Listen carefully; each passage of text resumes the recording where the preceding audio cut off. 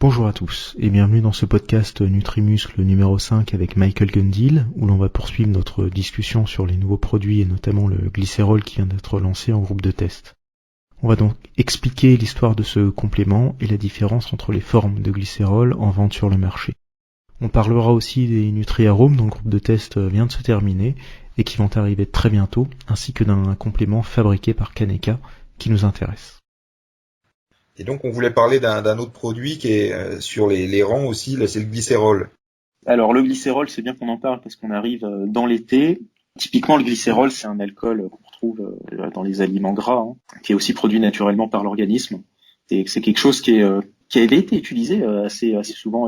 Moi, j'ai un souvenir que c'est plutôt ancien, le glycérol. Ouais, c'est ancien, parce qu'on avait des bouteilles avant. On avait des fioles de glycérol, mais c'était très épais et c'était écœurant. Tu t'en buvais une fois, deux fois, puis après t'étais C'était un sirop. un sirop très très épais, très sucré, qui était pas. Au début, tu te dis tiens c'est bon, et puis t'es rapidement dégoûté quoi. Donc t'es dégoûté au point où tu vois t'as une appréhension même à voir le bidon quoi. Ouais. Et il me semblait que sur les retours, il y en avait qui avaient beaucoup de mal à le digérer. Alors, est-ce que c'est parce que c'était très élevé, la teneur, c'est lourd quoi, ouais. Ça te reste sur l'estomac, ça peut te brûler l'estomac. Enfin ça, je parle des anciens en sirop quoi. Et du coup, donc sur le glycérol, est-ce que tu peux un peu expliquer les effets? Puis moi, je fais revenir sur le complément, comment il est produit, c'est quoi la différence avec les autres, comment on l'a sourcé. Je pense que c'est assez intéressant qu'on ait peut-être les effets. Ça a été difficile aussi à sourcer, mais le glycérol à la base, c'est utilisé il y a très longtemps dans la médecine parce que c'est ce qu'on appelait un diurétique osmotique. Alors le diurétique, c'est bizarre comme terme parce que le glycérol c'est quelque chose qui fait retenir l'eau, donc c'est plutôt antidiurétique que diurétique, mais c'est quand même classé comme un diurétique parce qu'ils prenaient ça pour les gens qui ont un traumatisme crânien. Bon, c'était un ancien produit quand ils avaient pas autre chose, hein. Maintenant ils en ont des plus performants en médicaments, mais quand quelqu'un avait un choc à la tête, le cerveau se remplissait d'eau, et le cerveau qui se remplit d'eau, c'est pas bon pour plein de... Et donc, il faisait boire aux gens du glycérol où il faisait en perfusion pour que le glycérol attire l'eau du sang. Et comme le glycérol peut pas passer dans le cerveau, en fait, peu à peu, il drainait l'excès d'eau du cerveau, ce qui refaisait baisser la pression dans le cerveau et qui pouvait sauver la vie des gens. Donc, c'est en ça que c'est un diurétique osmotique. Mais c'est une éponge. Le glycérol, c'est une molécule qui agit comme une éponge et qui va absorber l'eau. Donc parce que le problème c'est quand on boit de l'eau pour les sportifs, en ce moment il fait chaud, donc pour les sports d'endurance, etc. Comment ne pas déshydrater? Les gens ils disent tiens je vais boire, mais ce que tu bois, tu vas le pisser en quantité quasiment égale. Et l'avantage du glycérol, de boire de l'eau avec du glycérol, c'est que pendant un certain temps, le glycérol que tu auras dans le sang, dans les muscles, va retenir l'eau. Donc tu n'iras pas pisser toutes les 5 minutes. Et comme ça luttera contre la déshydratation. Au lieu de pisser ton eau, tu pourras la transpirer, ce qui va participer à la thermorégulation et à maintenir ton niveau sanguin à peu près à un niveau stable, parce que quand il y a moins de plasma sanguin, le cœur il se met à battre plus vite. Donc pendant un effort d'endurance, si ton cœur il se met à battre plus vite que ton corps il chauffe, tu vas fatiguer très vite et les performances vont chuter. Donc de prendre du glycérol dans les sports d'endurance quand il fait chaud comme ça permet d'augmenter grandement ton endurance tout en préservant ta santé puisque tu seras moins déshydraté. Et comme tu seras moins déshydraté, tu vas récupérer plus vite aussi entre deux. Si par exemple les gens qui font le Tour de France, qui font une épreuve et qui doivent en remettre une le lendemain et le lendemain et le lendemain, ils vont moins fatiguer. Alors pourquoi c'est intéressant en musculation? Il y en a beaucoup dans les pré-workouts. C'est parce que, mais enfin il y en a pas assez dans les gélules, il y en aura jamais assez. C'est pour ça qu'on le vend en poudre. Comme tu vas augmenter ton plasma sanguin et qu'il y aura plus d'eau dans les muscles, tu auras une bien meilleure congestion pendant l'entraînement. Et alors, il y a deux choses pour les gélules aussi, c'est que le glycérol que nous on vend, c'est une forme qui est très concentrée.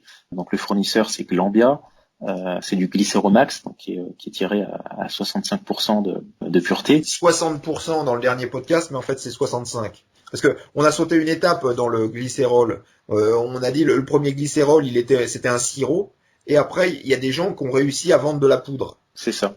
Mais la poudre, les premiers glycérols en poudre qui se sont vendus, c'était de mémoire, c'était du 15% ou voire moins. Non, au début, c'était vraiment moins.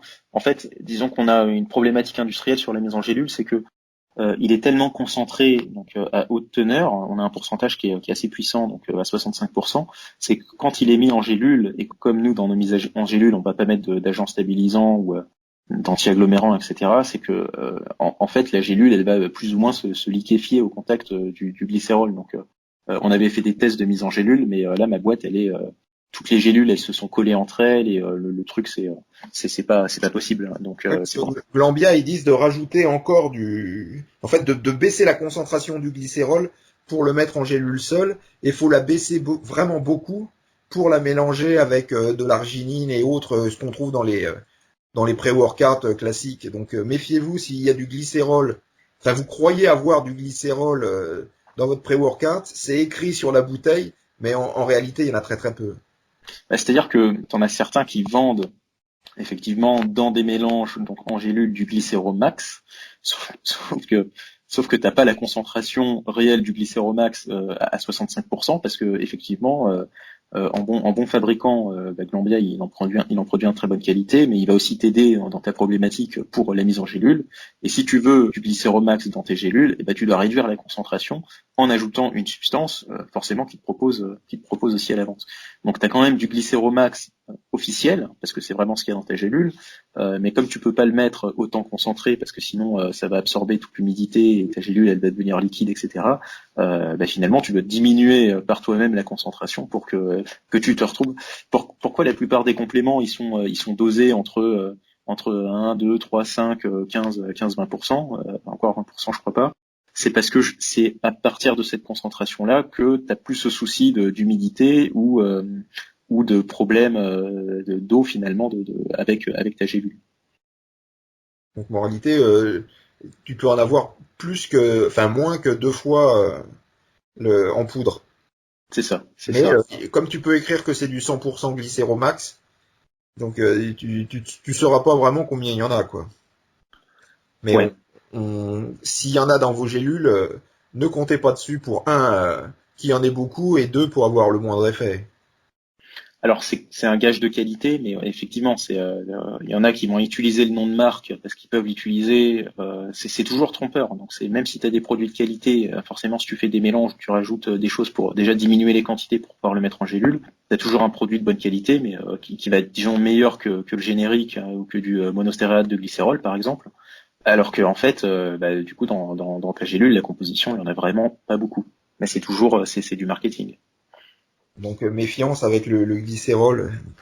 Voilà, parce que de base c'est un sirop, enfin de base c'est du liquide, donc pour le mettre en poudre, forcément il faut qu'il y ait un fixant. Et en fait, la meilleure concentration possible, tout en restant de la poudre, c'est 65%. Et ça fait un effet, c'est un peu de la neige en fait quand tu regardes, c'est un peu de la neige et ça a ce goût qui est très sucré. Oui, c'est pas repoussant comme goût, c'est un peu sucré, quoi.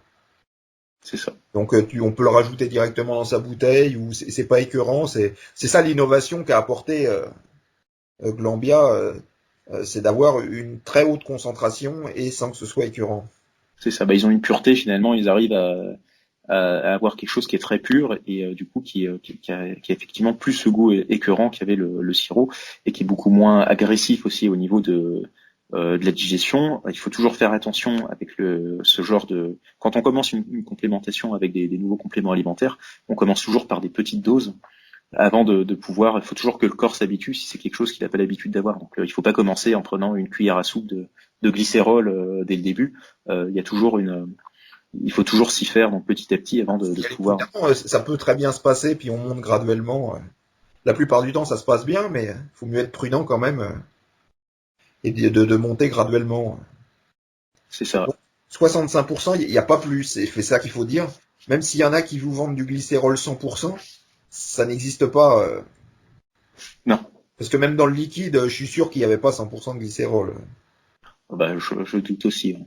Donc, le monostérate de glycérol qui est beaucoup vendu, donc c'est quoi? C'est du 10-15% grand maximum, les concentrations. Ouais. Et qui peuvent être vendus comme 100%. Ouais, bah c'est ce qu'on disait dans un ancien podcast. Tu peux dire que tu peux dire que c'est du glycérol pur ou 100% de glycérol parce que effectivement à l'intérieur c'est ça, mais finalement dans ta composition réelle, t'as pas 100% de glycérol. On est même très loin quand t'es à 15%. Ouais. Donc le glycérol, effectivement, il y a plusieurs utilisations. C'est vrai que c'est un produit qui est assez typé sport d'endurance, course, cyclisme, etc. Parce que ça permet de lutter finalement contre la déshydratation. Il y a une meilleure rétention donc de l'eau à l'intérieur du corps. Temporairement, parce qu'une fois que le glycérol sera éliminé, l'eau elle va partir avec. Enfin, ou l'eau tu l'auras transpirée, C'est ça. Et c'est aussi intéressant du coup pour la musculation. surtout par temps chaud. Là, on est vraiment à la période.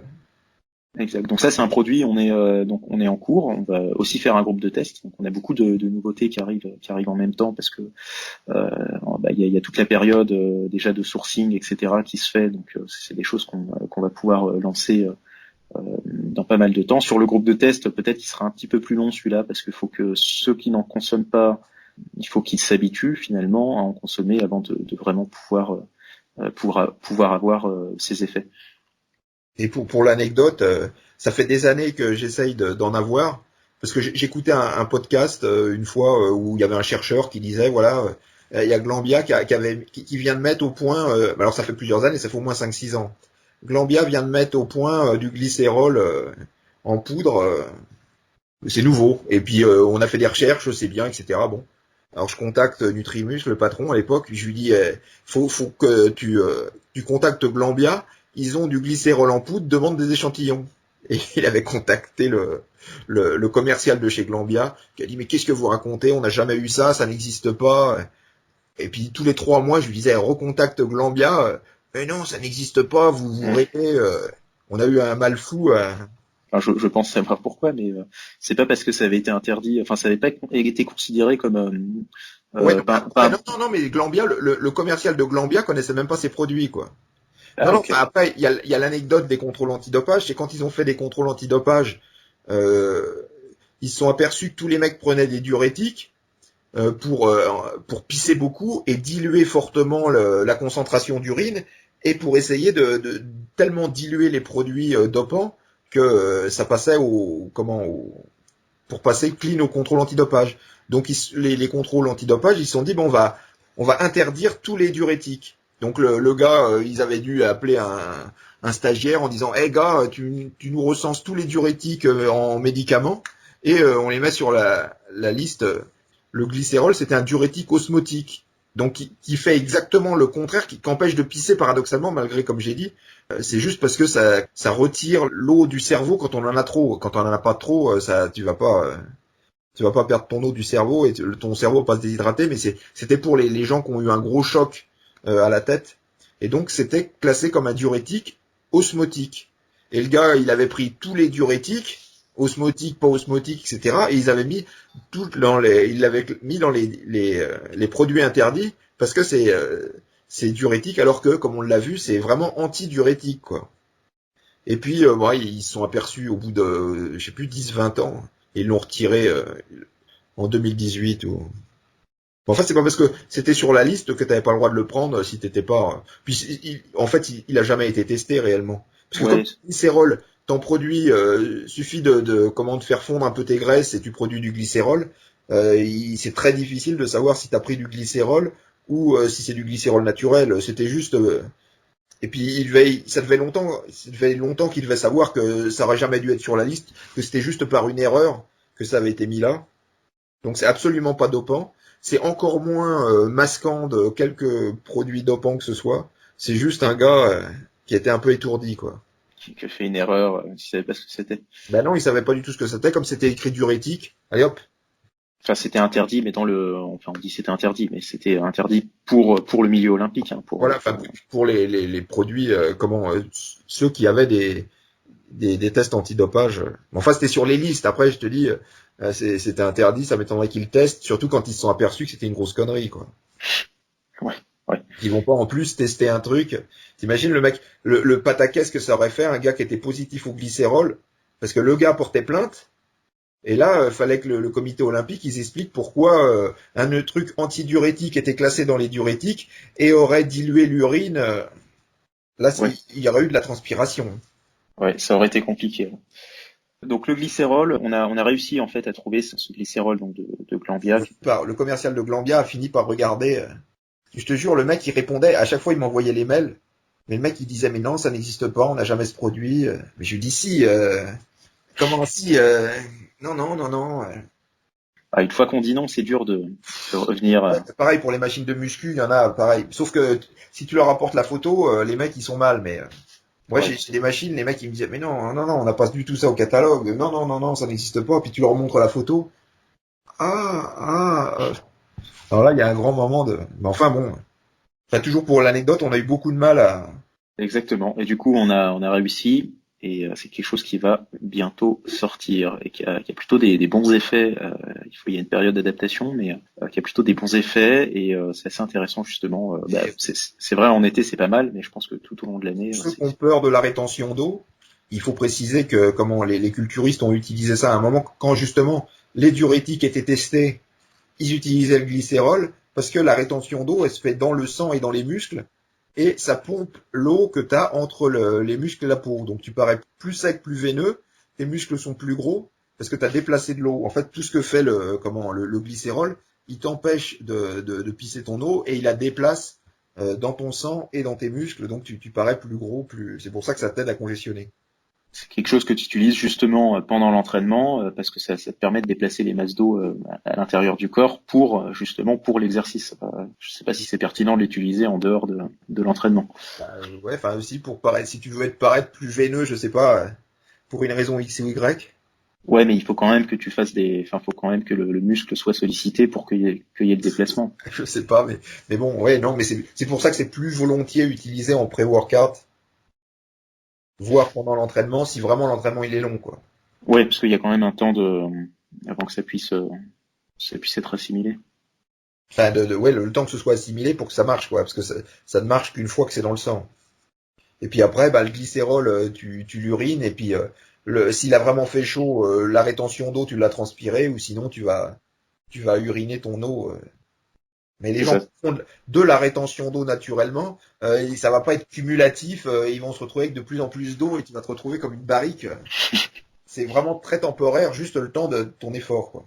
C'est ça. C'est pas quelque chose qui va rester sur la durée. C'est pas parce que t'en as pris une cuillère que une semaine plus tard, t'as Ouais, fait de la rétention d'eau à cause de voilà. ça. Non, mais faut rassurer parce que ça paraît un peu étrange comme très intuitif comme produit, quoi. Ouais, c'est quelque chose qui est assez pointu. Sachant que c'est classé comme un diurétique alors que c'est antidiurétique, enfin tu vois, c'est vraiment étrange. Enfin a priori quand tu le vois comme ça, quand tu l'abordes, c'est quand même un peu étrange comme produit, quoi.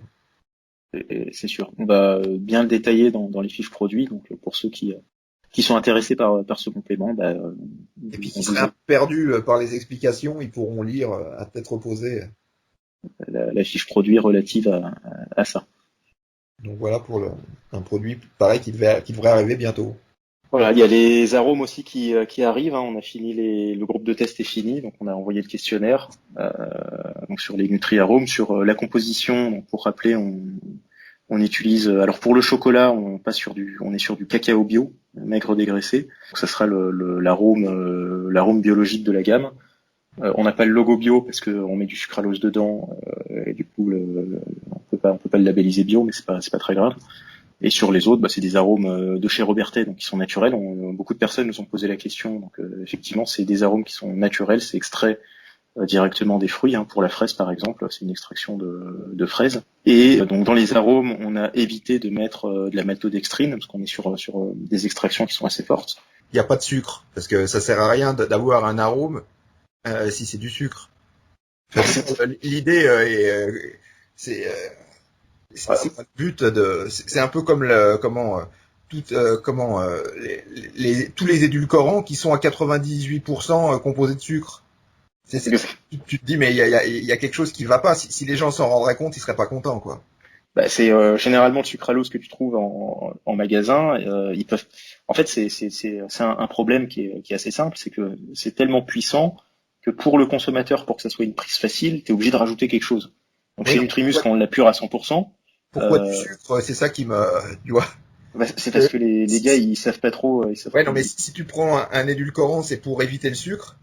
Mais en fait, c'est que du sucre. Donc j'ai un problème de logique qui m'échappe. Et heureusement que les gens ne le savent pas parce que Bah, je pense que eux-mêmes le savent pas en fait, hein. C'est pour ça qu'il y en a qui mettent dans leurs arômes de la maltodextrine. Enfin si, il y a un double discours hein, derrière ça. C'est déjà la maltodextrine, ça va servir d'épaississant, donc ça va être plus facile à doser. Et la deuxième chose, c'est que en ce moment, tu as de la maltodextrine bio qui se vend. Donc les mecs vont te dire, bah, nous on vend des arômes bio. Parce que et quand tu regardes la composition, en fait, quand tu vas derrière le discours un peu marketing, c'est du bio, etc. Ce que tu regardes, c'est que c'est ton sucre, donc c'est ta maltodextrine qui est bio, et le reste n'est pas bio. Donc c'est un peu se ouais, foutre de la gueule des gens. ce qu'il faut regarder, c'est l'apport calorique, quoi. C'est ça, c'est ça. Donc nous, on a utilisé des prébiotiques, un mélange en fait de prébiotiques et probiotiques qu'on vend déjà chez Nutrimuscle. Hein, c'est les biotiques qu'on a, les biotiques lactase, parce que d'une part, c'est plus intéressant parce que tu as un réel apport En fibre. en fibres et t'as un apport bien net, un apport santé avec les prébiotiques et les probiotiques.